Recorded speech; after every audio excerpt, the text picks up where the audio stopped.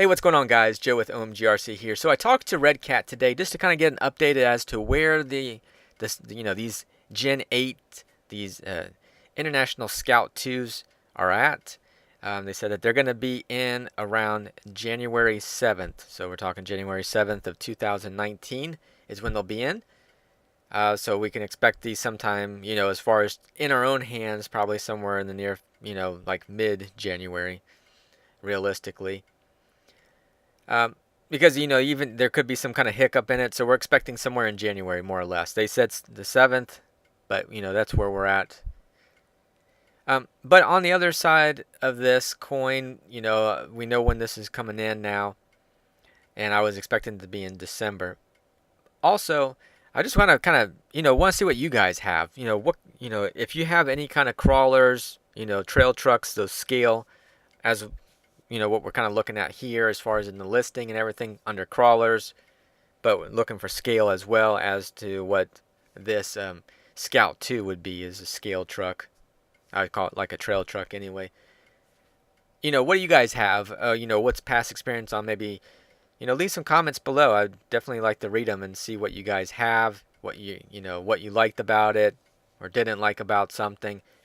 Because there's a lot of people that are looking for stuff even just now, even for Christmas time, or even, not even considering Christmas, just getting into the hobby, and they want something that, maybe they can take it to, I don't know if it would be for competition, but, something to have fun with, because, if competition, that's a whole different thing altogether, and I don't know anything about that other than what I've watched from, like, let's say, RC Adventures. He's got some pretty cool stuff with the Komodo.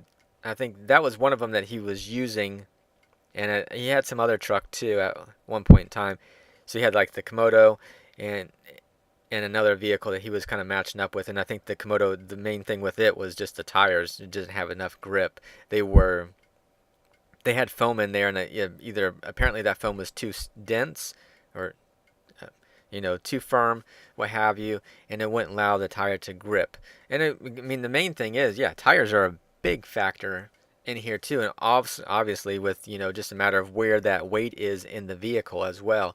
So when you're looking for a vehicle, I like the way that even the Scout is. It's got the motor up front, and where the battery sits, it sits pretty, it's down lower, it's not sitting up high, because like as far as the Gen 7, the battery sat like almost to the front wheels, but it sat up high.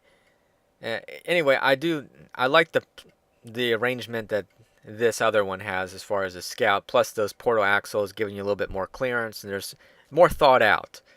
Because the other one's pretty much the run of the mill. It's kind of the same layout and everything, but this other one with the portal axles and the other little features to it, maybe hopefully it's balanced pretty well, and maybe we got some weight up in the front. Like I said, with that motor sitting over, it looks like it's probably sitting over top of the wheels just a little bit, or right around in that area to kind of put a little bit more weight on there too.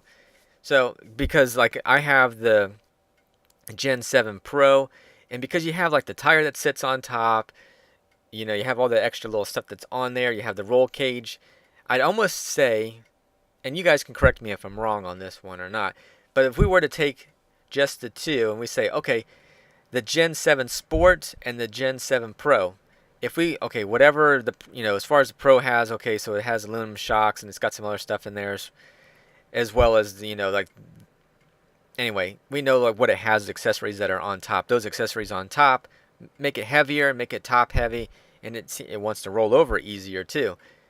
Now with the Sport, I think almost the Sport might have a little bit of advantage. It has just the plastic or the nylon, whatever, Lexan body that's on there, whatever that is, PVC or whatever they made it out of.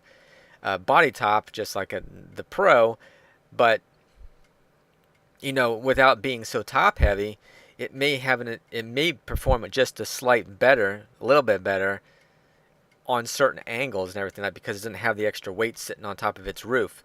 Anyway, I know you can play around with a little bit of suspension and what have you, but when you have things on top that are wanting your center of gravity is up high, that's a factor, and you can cause some problems too, as far as easier to roll over or what have you. But anyway, chime in if you want to. But I figure I'd give you the update on that Gen 8 anyway. So I appreciate you guys watching. Give it a thumbs up if you liked the video. And until next time, this is Joe with OMGRC. You guys take care. Later.